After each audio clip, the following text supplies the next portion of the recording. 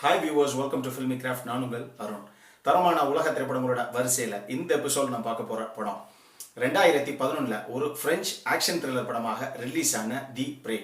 இப்போ இந்த படத்துடைய ஒன்லைனர் என்ன அப்படின்னு நம்ம பார்த்தலாம். ஒரு திருட்டு கேஸில் ஜெயிலுக்கு போகிற படத்துடைய கதாநாயகன் திருடின ஒரு பெரிய லம்சம் அமௌண்ட்டை ஒரு குறிப்பிட்ட இடத்துல ஒளிச்சு வைக்கிறார். தான் மனைவி உட்பட யாருக்கிட்டையுமே இந்த ரகசியத்தை சொல்லாமையே இருக்கிற அவர் சந்தர்ப்ப சூழ்நிலை காரணமாக சிறையில இவ்வளவு நாளா தான் கூட இருந்த ஒரு நல்ல இன்னொரு கைதி அவர்கிட்ட அந்த பணம் எங்க இருக்கு அப்படிங்கிறதுக்கான ஒரு க்ளூ மாதிரி ஒரு சின்ன விஷயத்த தான் மனைவி கிட்ட சொல்லுமாறு அவர்கிட்ட ஒரு சின்ன விஷயத்த சொல்றார். இதை சொன்னதன் விளைவாக அவர் என்னென்ன பிரச்சனைகள்லாம் சந்திச்சார் அப்படிங்கிறது தான் படத்துடைய ஒன்லைனர். இப்போ படத்துடைய டீடைல் ரிவ்யூக்கு போகலாம். படத்துல நம்ம ஹீரோவோட பேரு அட்ரியன். இவருக்கு ஒரு ஒய்ஃபை ஒரு 3-4 வயசுல வாயே பேச முடியாத ஒரு பொன் குழந்தை இருக்கு. படத்தோட ஃபர்ஸ்ட் சீன்லயே இவர் ஒரு சிறைச்சாலைக்குள்ளதான் இருக்கிறாரு. ஒரு தெஃப்ட் கேஸ், அதுல இவரும் இவருடைய கூட்டாளி 2 பேரும் அரெஸ்ட் பண்ணப்பட்டு அந்த ஜெயில உள்ள அடைக்கப்பட்டிருக்காங்க. ஆனா திருடப்பட்ட அந்த பணத்தை ஹீரோ ஒரு ரகசியமான இடத்துல, அது ஒரு பெரிய அமௌண்ட், அது ரகசியமான இடத்துல இவர் ஒளிச்சு வைக்கிறாரு. அது எங்கதான் ஒளிச்சு வச்சோம் அப்படிங்கிறத பார்ட்னர்ல இருந்து தன்னுடைய ஒய்ஃப் வரைக்கும் யாருக்கிட்டையுமே சொல்ல மாட்டேங்கிறார்.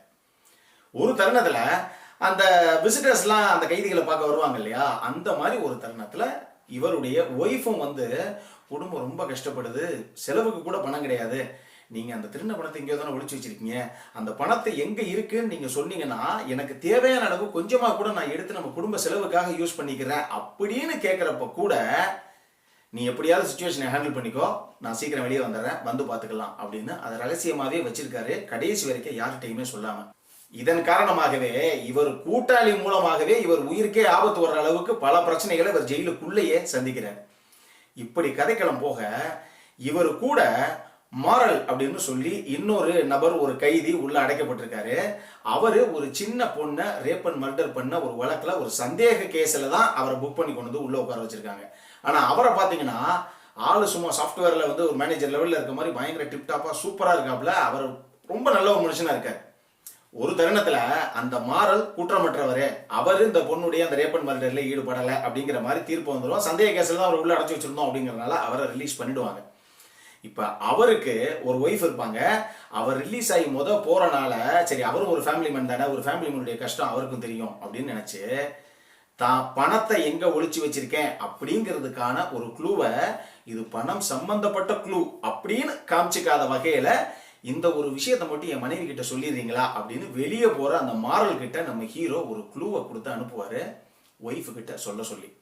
இதுக்கப்புறம் ஒரு தருணத்துல ஹீரோவுக்கு தெரிய வரும், யாருக்கிட்ட நம்ம க்ளூவை கொடுத்து ஒய்ஃபு கிட்ட போய் சொல்லுங்கன்னு சொல்லி அனுப்புனமோ அந்த நபர் உண்மையாகவே ஒரு சீரியல் கில்லரு, அவன் ஒரு சைக்கோபாத்து. இப்ப ஹீரோவோட நிலைமை சும்மா இருந்தாலும் இருந்திருக்கலாம், தேவையில்லாம இவனை பணம் போனாலும் பரவாயில்ல, இவனை நம்ம ஒய்ஃபை போய் பாருங்கன்னு ஒய்ஃபும் ஒரு வாயில்லா குழந்தையும் வீட்டில் இருக்கிற அந்த வீட்டுக்கு போய் அனுப்பிச்சு வச்சுட்டோம். இப்ப நம்ம குடும்பத்துடைய நிலைமை என்ன ஆகும் அப்படின்னு சொல்லி இவருக்கு அப்படி ஒரு பயம். இவரை பொறுத்தளவுக்கு இந்த ஜெயிலை விட்டு தப்பிச்சா மட்டும்தான் நம்ம குடும்பத்தை, தான் மனைவிய குழந்தைய நம்ம காப்பாற்ற முடியுங்கிற ஒரு நிலைமை. அதற்கான முயற்சியில உடனே இவர் இறங்குறார். இதற்கப்புறம் என்ன நடந்தது அப்படிங்கிறதான் படத்துடைய மொத்த கதையை. இந்த படத்துல எனக்கு ரொம்ப ரொம்ப பிடிச்ச விஷயங்கள் என்ன அப்படின்னா, இந்த படத்துல அந்த ஹீரோ கதாபாத்திரத்தை ஏற்று நடித்த ஆல்பர்ட் அப்படிங்கிற ஆக்டருடைய பர்ஃபார்மன்ஸ். அவருடைய பர்ஃபார்மன்ஸ் வேற லெவல். அப்படின்னா அவருடைய பிசிக்கல் ஃபிட்னஸ் சான்ஸே கிடையாதுங்க. அவர் கிட்டத்தட்ட வயசு 54 வயசு ஆகுது. இந்த படம் பண்ணும்போது எப்படி 47-48 வயசு அவருக்கு இருக்கும். ஆனா சேசிங் சீக்வன்ஸ்ல எல்லாம் ஓடுறாரு, சான்ஸே கிடையாது, அப்படி ஒரு ஃபாஸ்ட். அவ்வளவு அமேசிங்கான சேசிங் சீக்வன்ஸ். அது பத்தாதுக்கு பல ரிஸ்கான ஷாட்ஸ் எல்லாம் அவர் ஓனாவே பண்ணியிருக்காரு. அது எல்லாம் படத்துல பாருங்க அவ்வளவு சூப்பராக வந்திருக்கு அப்படின்னு நம்ம சொல்லலாம். அதே மாதிரியே இந்த படத்துல கிளார் அப்படின்னு சொல்லி ஒரு லேடி போலீஸ் கதாபாத்திரம் ஒன்று வரும். அந்த பொண்ணுமே அப்படி ஒரு பிசிக்கல் ஃபிட்னஸ், அந்த பொண்ணும் பயங்கர ஸ்பீடா ஓடுது. ஒரு சீன்ல ஒரு ரோட்ல கிட்டத்தட்ட ஒரு 100-150 கார் ஆப்போசிட்ல வரும் ஒரு டிராபிக்ல.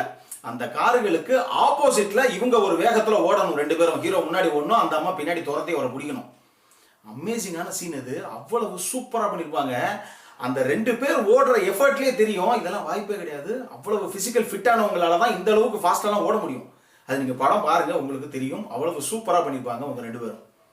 அதே மாதிரி ரெண்டாவது இந்த படத்துடைய சினிமோட்டோகிராஃபி, கிளைமேக்ஸ் சீக்வன்ஸ் வரும்போது எக்கச்சக்கமான ஏரியல் ஷாட்ஸ் அவ்வளவு அழகா இருக்கும். ஒரு காரு பின்னாடி இன்னொரு கார் துரத்திட்டு போற மாதிரி ஒரு கார் சேசிங் சீக்வன்ஸ் தான் அது. பட் அதை அவங்க கேமரால கேப்சர் பண்ண விதம் அவ்வளவு சூப்பரா இருக்கும். முக்காவாசி ஏரியல் ஷாட்ஸ் தான் அவ்வளவு அழகாகவே பண்ணியிருப்பாங்கன்னு சொல்லலாம். மூணாவது விஷயம், இந்த படத்துடைய பிஜிஎம். படம் எந்த அளவுக்கு வேகமாக போதோ, எத்தனை சேசிங் சீன் இருக்கோ, அந்த சேசிங் எவ்வளவு ஸ்பீட்ல போதோ அதை விட மியூசிக் ஃபாஸ்டா போகுதுன்னு சொல்லலாம்.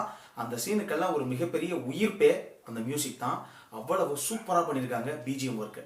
அடல்ட் கண்டென்ட்டை பொறுத்தளவுக்கு முதல்ல ஒரு 40ல இருந்து 50 செகண்ட் ஒரு டைட்டில் கார்டு போடுறதுக்குள்ளேயே ஒரு சின்ன லிப்லாக் சீன்ஸ், ஒரு அடல்ட் கண்டென்ட் இருக்கு. அது நீங்க பாத்துக்கங்க.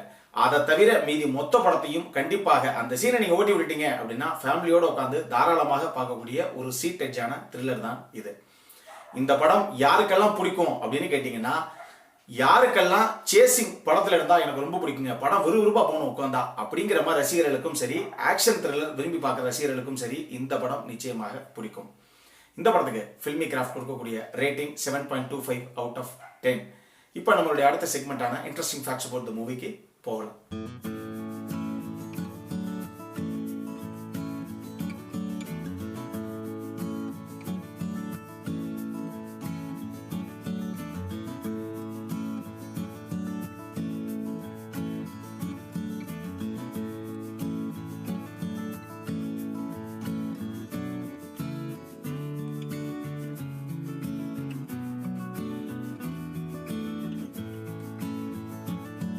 இந்த வீடியோ பிடிச்சிருந்ததுன்னா லைக் பண்ணுங்க, ரொம்ப பிடிச்சிருந்ததுன்னா உங்க ஃப்ரெண்ட்ஸ் எல்லாத்துக்கும் ஷேர் பண்ணுங்க.